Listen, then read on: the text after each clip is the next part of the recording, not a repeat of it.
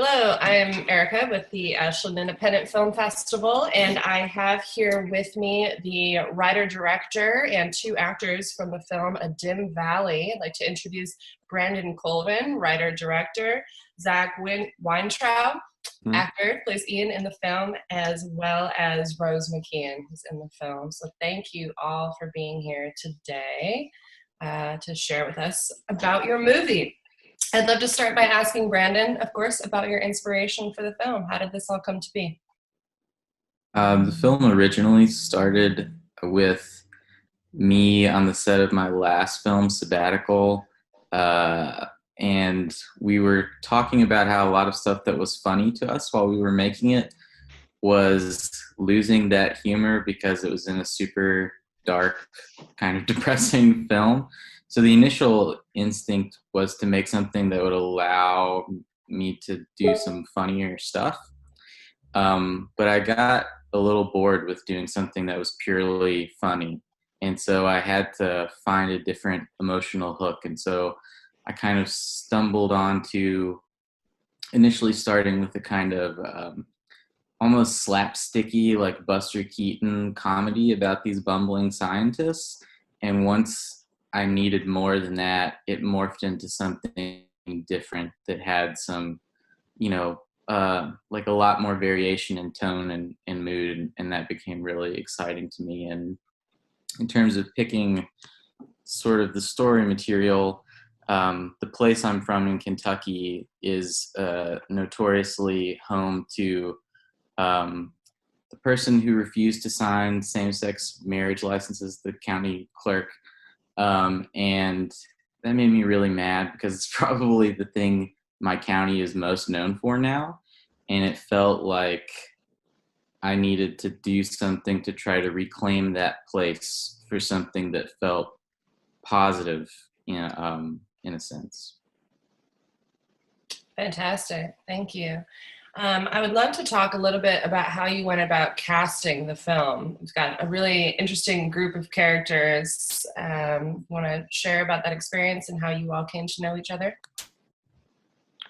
Sure. Well, I've known Zach for a long time, just from being, Zach is a film director as well, and I love his movies, and I wrote the part for him with him in mind. So he was in there for a while. And then when it came to the other folks, I also wrote Robert Longstreet's part for him because I had a pre-existing relationship with him. And then the rest of the cast were people who I found from watching really interesting films by independent filmmakers, mostly online through different websites that curate great shorts.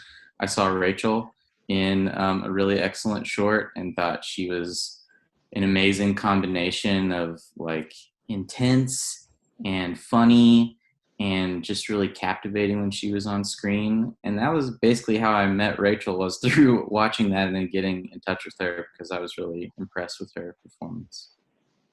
What was it like from your all's end of getting cast in the movie? You told me about it well over a year in advance, right? Maybe even 2 years. So, yeah, we're just buds, and he said, "Hey, man, I'm gonna have you probably do this if you want," and I said, "Hell yeah!" And then just kind of waited for you to write it. And for you to get back from China. Sure, fair enough. Yeah. And Rachel, you want to share about your experience? I think, Brandon, you sent me a Facebook message, which was really refreshing. And I got really lucky because at the time I was trying to avoid Facebook, but I saw that and I opened it, and it was just this really nice letter that asked me if I would read the script. And I was really struggling. In New York, I'm doing the actor scene, and I have, an agent, and it's just really depressing, and it was really tough. So to have somebody send me this really cool, funny, kind of lo-fi script was, it was really it was like a godsend. I don't know. It was just very, very special to me that I got that message. So, and it was really nice for him to reach out personally. So it was great. Great. Music plays a really big role in this film. I would love to hear a little more about your process, how you went about curating music that's featured in the film, where you sourced it. Yeah, it's kind of from a wide variety of different places.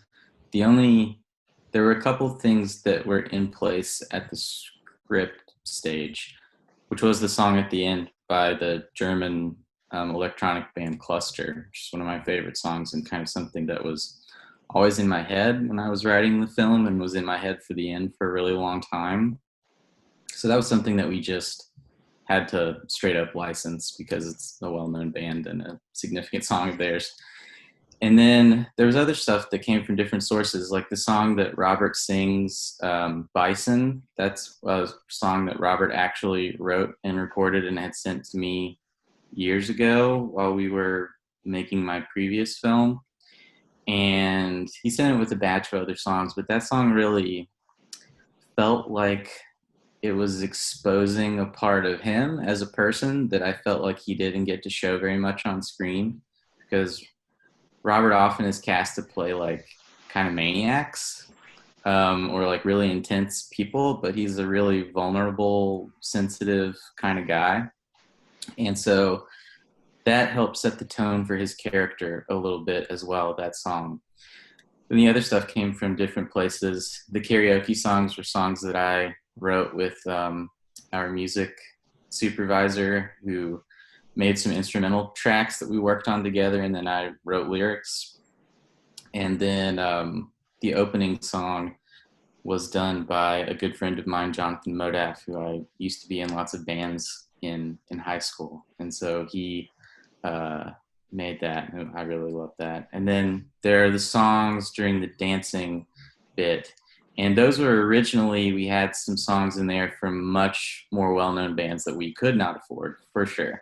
And so part of the crisis of finding those songs was finding something that had the same vibe and the same gravity that would also kind of fit rhythmically and emotionally with how the scene was supposed to go. So there was a period where I was working with someone to write replacements, and they just didn't work. And then in a panic, I spent like 9 hours straight listening to a bajillion SoundCloud songs. And then I found this band from Sweden and was like, oh, wow, that's it. Those are them. And that was very relieving.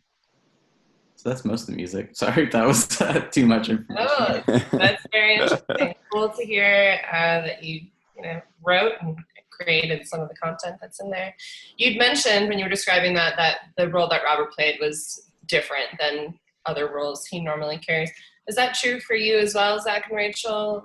How did these roles compare to what you're used to doing, and did you have to do anything to, how did you prepare to get into these roles? What do you say, Rachel? Zach first. That's a good question. Because I don't play.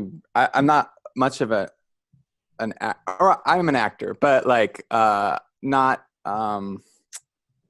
really professionally. And usually, if I'm acting, either I'm also the filmmaker, or like or it's just a role that's pretty much just be yourself. And it was exciting that I would, the thought of like, oh, an acting role, I'm excited for that. And also really intimidating because I think everybody else there kind of had a lot more experience and just was like so impressive every day. And like, also my character doesn't say a lot either. So it was just a weird experience, an interesting experience trying to like feel out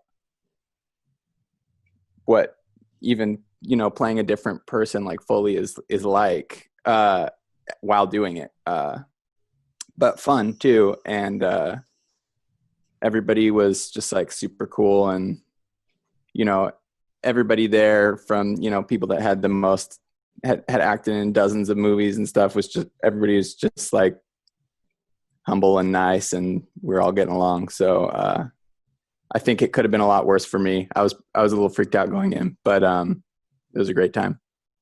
It's funny because something you said reminds me why I wrote the part for you, which is that the character is very much an observer and a reactor. And I think I saw you doing that really well in films where you were improvising a lot. And I think that's what made me think that what I knew you were going to be good at dovetailed with what the character demanded. Sure. Yeah.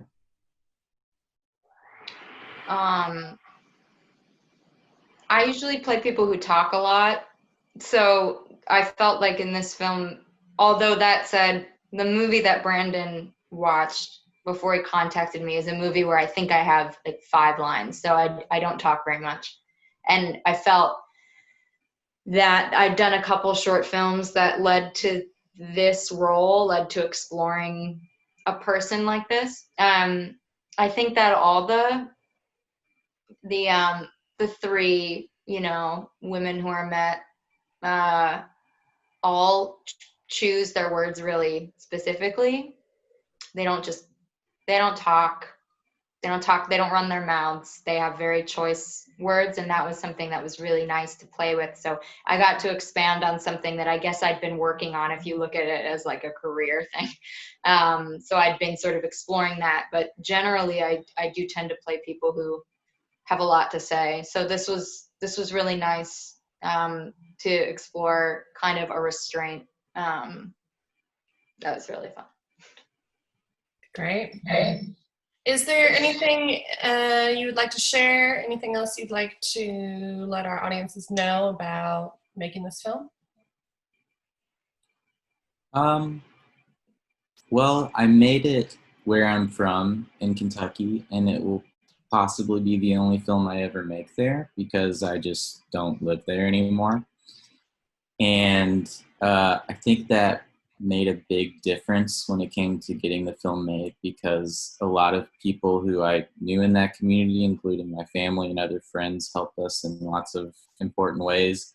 And it also meant that when it came to locations and scouting, I had a lot of advance time, like a couple of years, to find the right places and try to make sure that, I knew in advance how long it was going to take to get from here to there, and we could kind of schedule things, because it was kind of a lot of movie to shoot in the amount of time that we shot it, especially in terms of moving around, because we're shooting in multiple different counties, which are at any given time, you're like an hour away from every place.